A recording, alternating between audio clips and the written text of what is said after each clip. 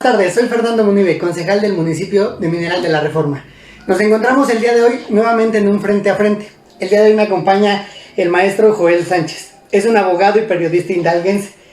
Es docente universitario con más de 30 años de carrera. Es maestro en periodismo político.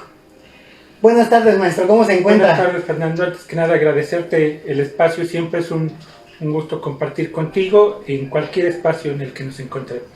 El tema de hoy es política y medios de comunicación. Vamos a empezar con una pregunta. ¿Cuál es la relación que existe entre los medios de comunicación y la política? Bueno, mira, sin duda alguna se trata de una relación sumamente importante. Yo creo que los medios de comunicación no pueden estar separados de la actividad política porque el periodismo está enfocado a todo aquello que sea de interés público. Y la política, desde cualquier ámbito que tú lo veas, política partidista, política gubernamental, el establecimiento de políticas públicas, pues va directamente a influir en la actividad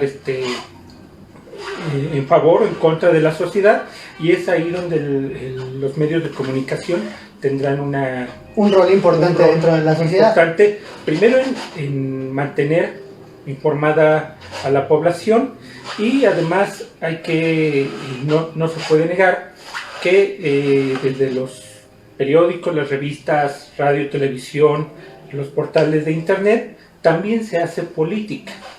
No quiero decir de una política militante, que la hay un periodismo militante indiscutible en algunos medios de comunicación, pero se hace política desde el punto de vista de que el periodismo tiene que estar enfocado hacia un bien social.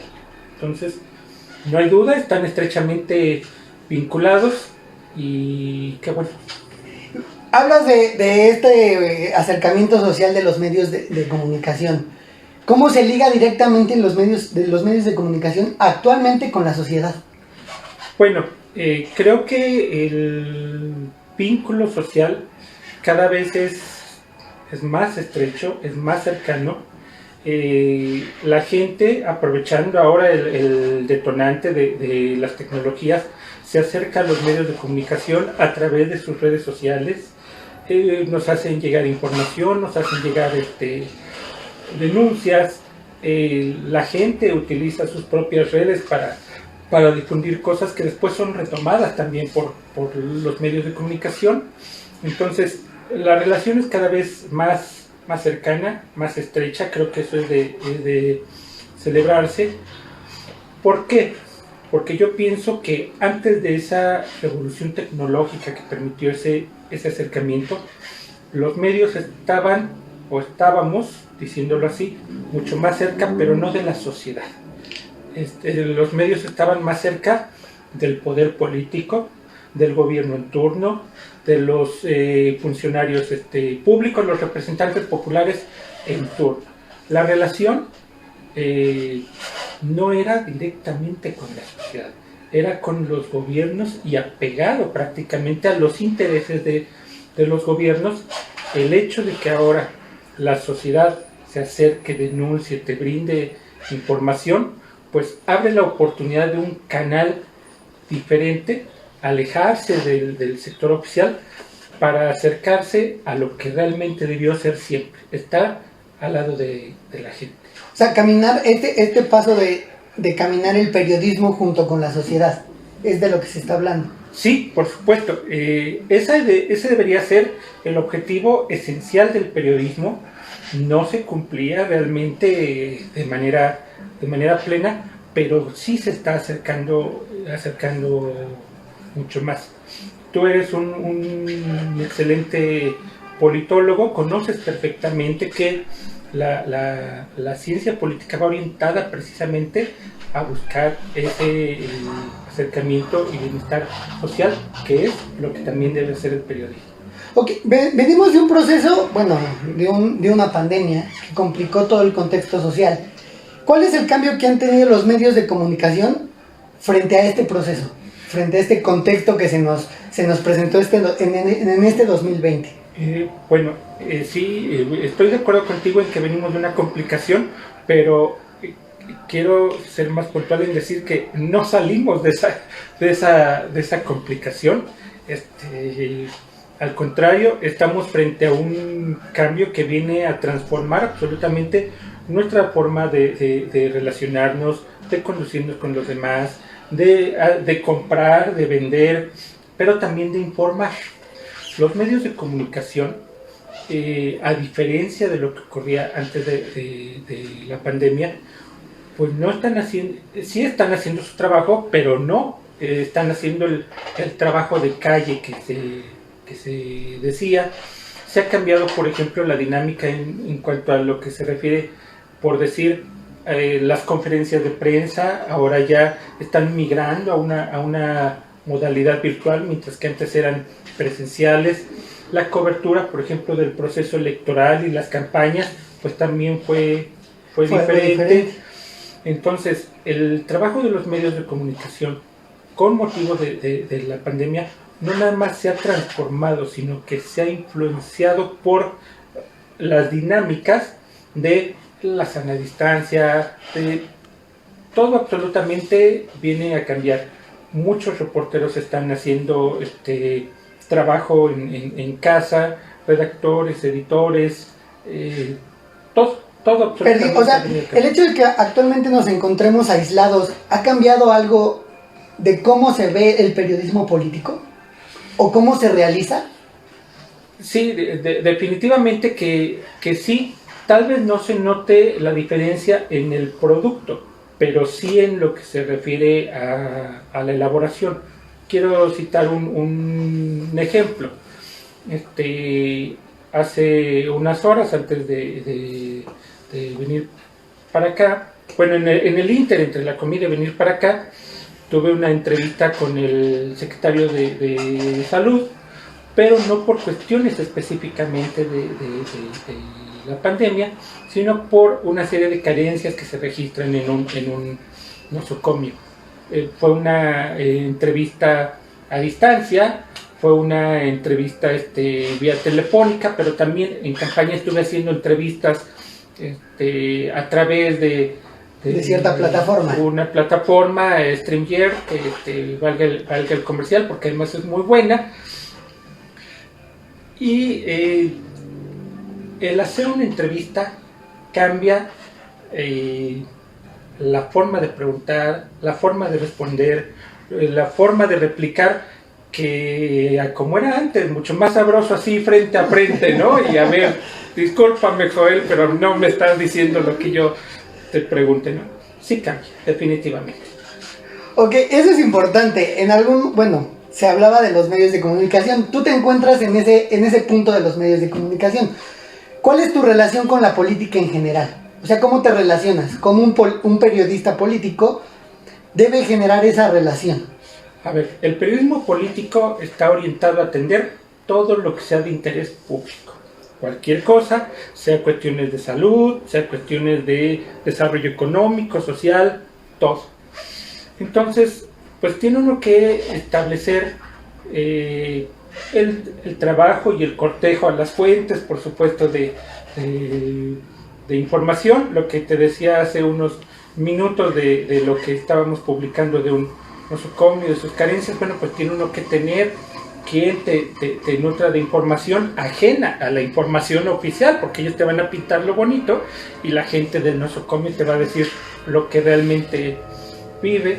Entonces, buscar, procurar, cortejar, consentir a tu fuente de información, respetar el compromiso de la secrecía de la fuente, el comprometerte plenamente a que pase lo que pase, por Diosito, que yo no voy a decir quién me dijo, y aprovechar las ventajas que te ofrece, por ejemplo, en este caso, el secreto profesional del periodista, ¿no? Que no está hecho para proteger a los periodistas, está hecho para proteger a las fuentes de información. ¿Cómo nos acercamos a la política? Bueno, actualmente también tienes que ser diestro en el manejo de plataformas de internet, el seguimiento a las sesiones, por ejemplo, del Tribunal Electoral del Poder Judicial de la Federación, no importa la hora, al cabo que ya estás en casa, pero estar permanentemente informado. Ese es el objetivo. O sea, hablas de este proceso del periodismo político y de cómo se mantienen al contexto, bueno, cómo se mantienen informados de todo un contexto social que lo construye. También hablas de esta parte de los medios de comunicación digitales y de cómo han venido a facilitar su trabajo. ¿Qué más nos puedes decir de eso? Bueno, esto influye también de manera directa, aunque no parezca a simple vista, en los medios de carácter impreso. Nosotros tenemos desde hace, en la familia nuestra, desde hace 44 años, tenemos un proyecto periodístico que es el semanario Avanzando en Hidalgo, que es un impreso, que si bien se sigue conservando en su formato tabloide y va haciendo cambios en el diseño, en el color, bueno, también hemos tenido que migrar hacia plataformas de internet. Primero lo haces con un blog, después con tu estructura de redes sociales, y obviamente ya una cosa no puede ir separada de la otra, de manera definitiva. Alguna vez mi directora, que además es mi mamá y tengo doble compromiso en ese sentido, me decía, a ver, ¿cuál es nuestra diferencia o nuestra ventaja que tenemos frente a otras plataformas de internet? Algunos que crean nada más en una página de Facebook o que crean, bueno, nosotros tenemos un impreso, ¿sí? Sí somos un medio ahora digital, sí tenemos una estructura, pero tenemos un impreso que es el centro del esfuerzo que hacemos, y al contrario sensu, nuestra fortaleza, a diferencia de otros impresos pequeños, modestos como el nuestro, es que también hemos fortalecido una estructura de redes sociales que se va complementando una a otra, que ya no se puede separar.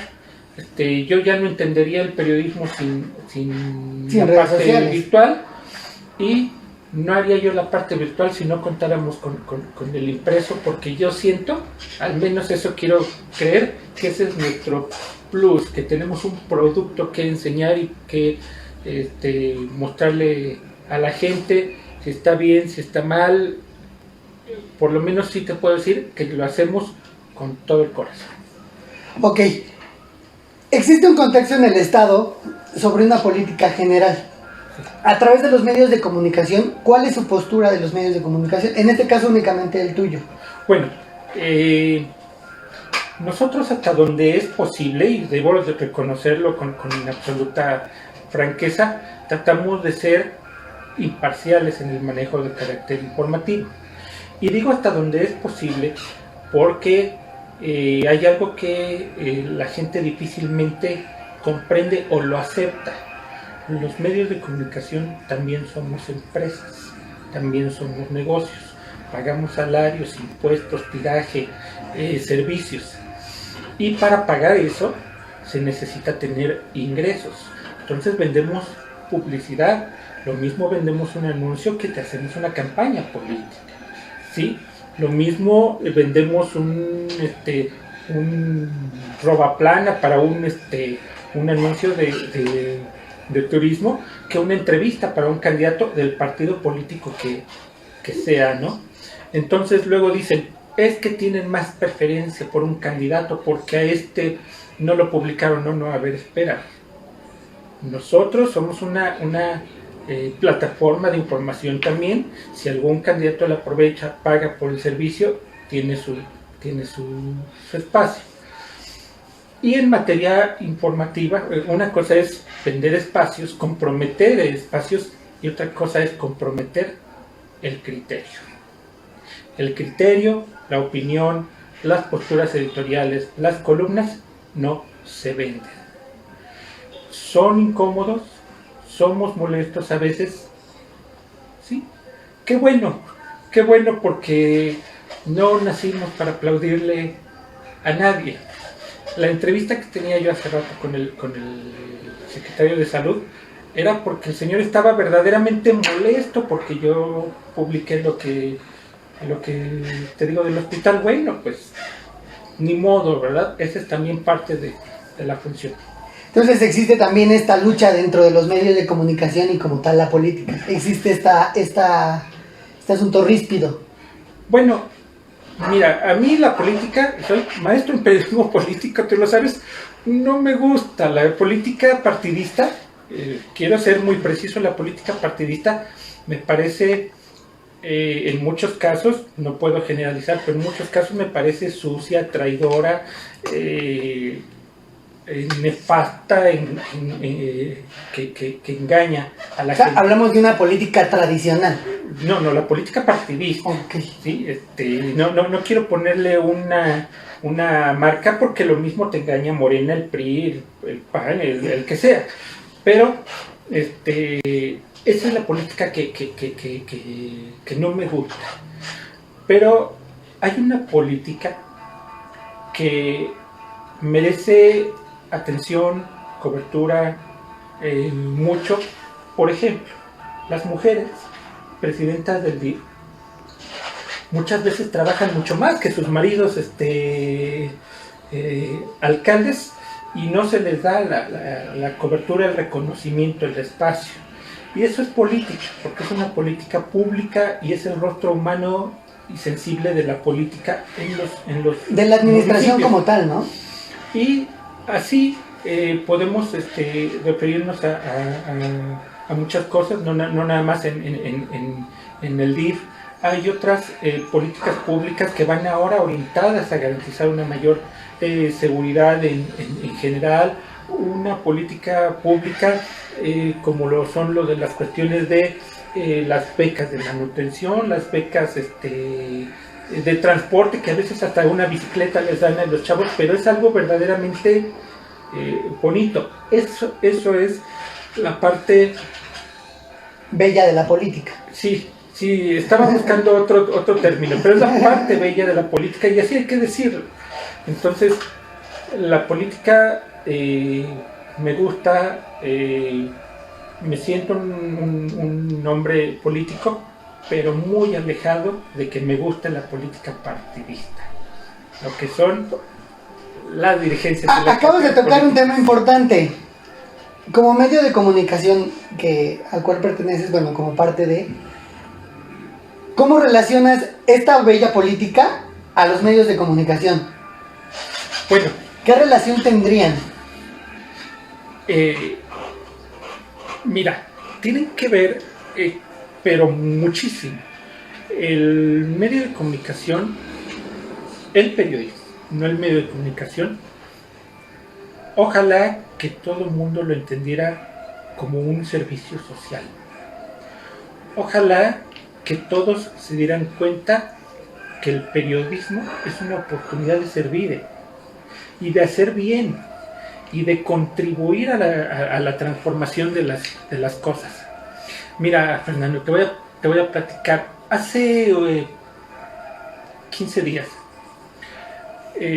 estaba revisando un reportaje que me hizo llegar una alumna.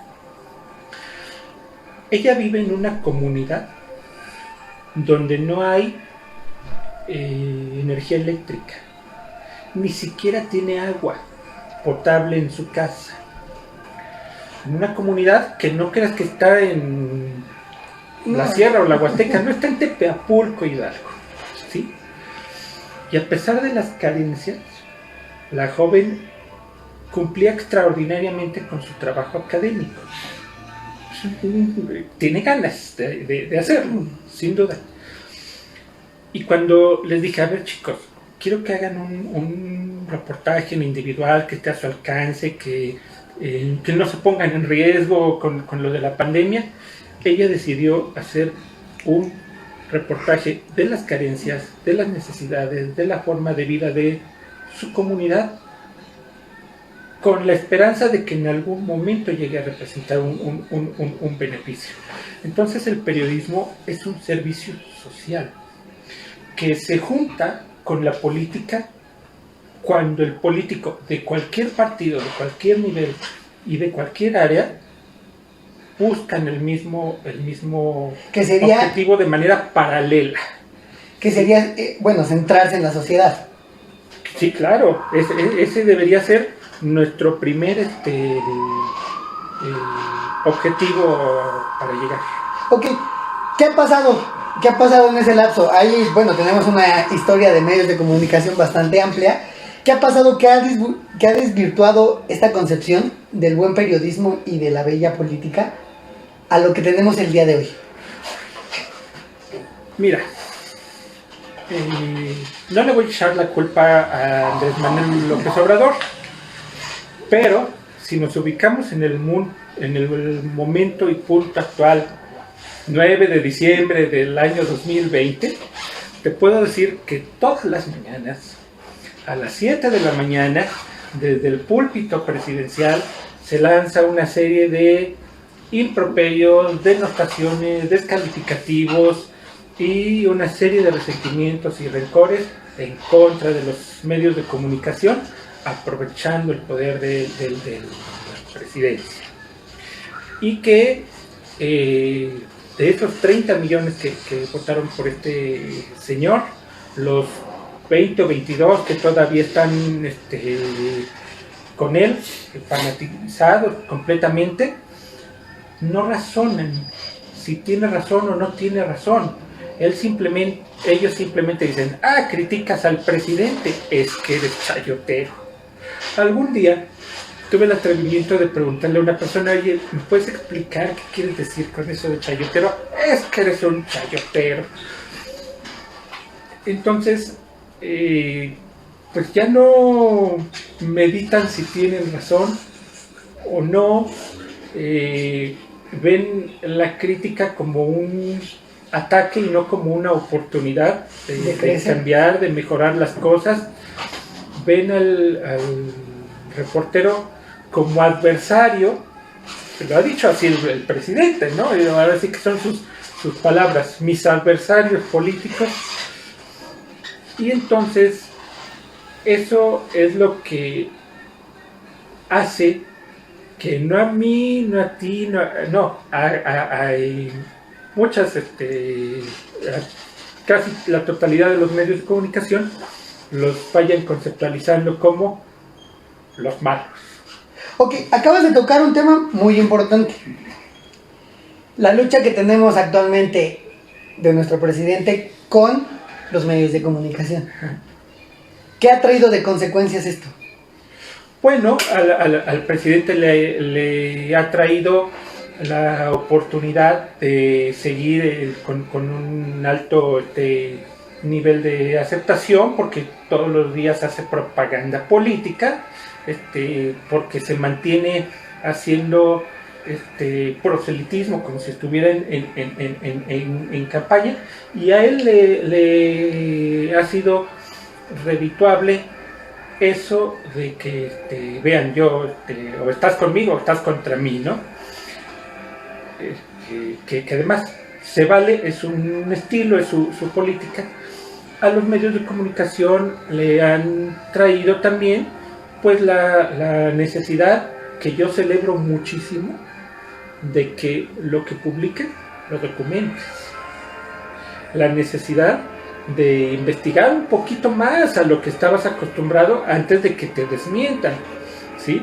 La necesidad de hacer el trabajo tal vez más fino y con mayor responsabilidad, porque entonces corres el riesgo de que te digan, ya lo ves, entonces eres chayotero, no haces bien tu chamba, ¿sí? Entonces sí ha traído un beneficio, pero ¿quién crees que pierde?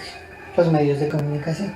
No, yo creo que ha perdido la sociedad, porque se ha generado una polarización entre los buenos, o los que dicen ser los buenos, y los malos, o los que son vistos como malos porque critican, porque señalan, porque escriben, porque opinan, porque ¿sí?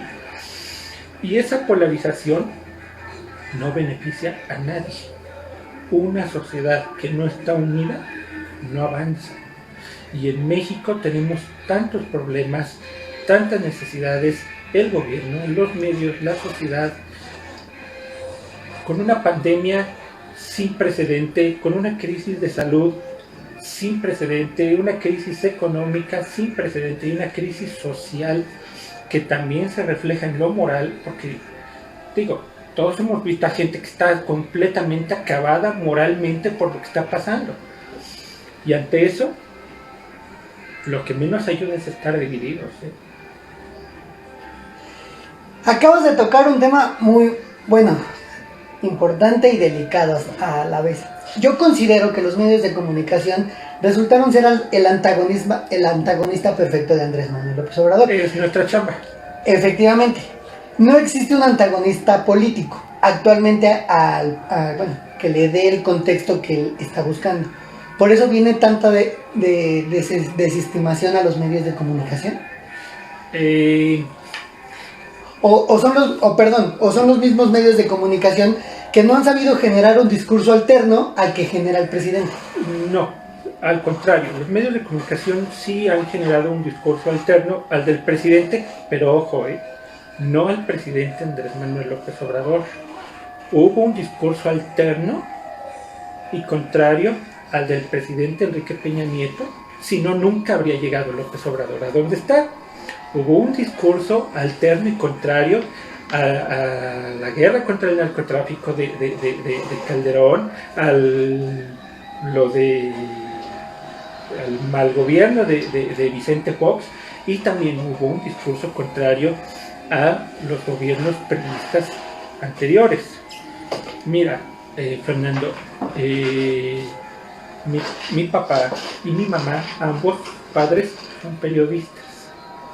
Desde que yo recuerdo, y tengo ahí las publicaciones porque eso no me deja mentir, ahí están los impresos afortunadamente, donde se hacen señalamientos contra la represión a los medios que hacían en el gobierno de López Portillo, contra la política económica que llevó a la macro devaluación en el gobierno de Miguel de la Madrid, contra el centralismo que se ejerció en el gobierno de Carlos Salinas. Es decir, los medios de comunicación no estamos en contra de López Obrador ni en contra de su gobierno.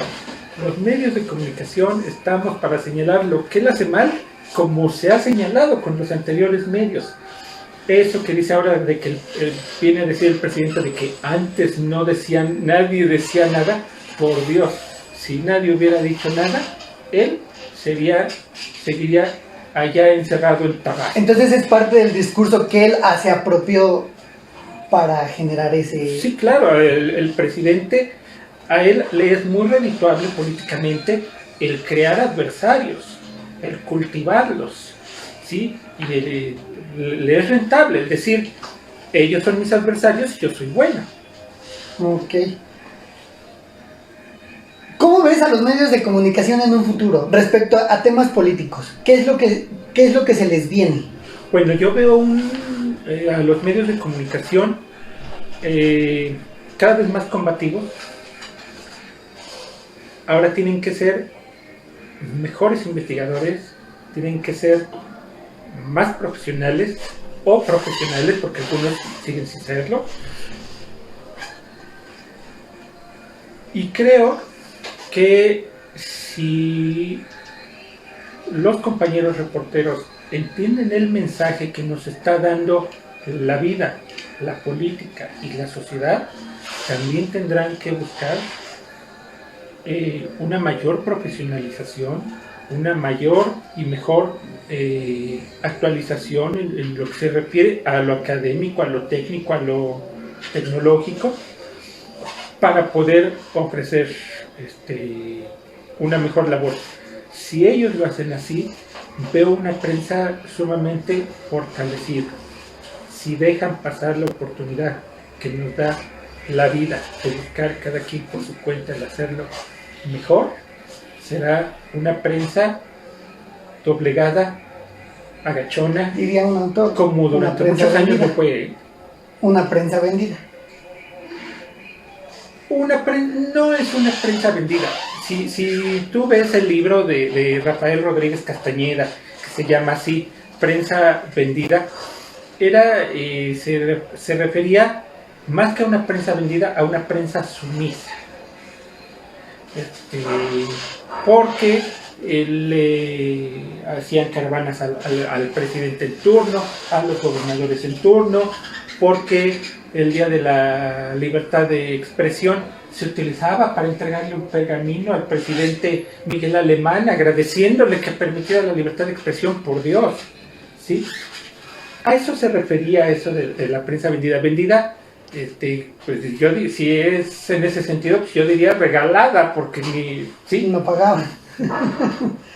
Pero, sí, estamos ante dos escenarios. O te actualizas, te profesionalizas y te aplicas y haces una buena prensa, o te carga el payaso, así. Pues está por desaparecer. Vamos a decirlo. Tienden. Así es. Ok. Bueno, tenemos preguntas el día de hoy.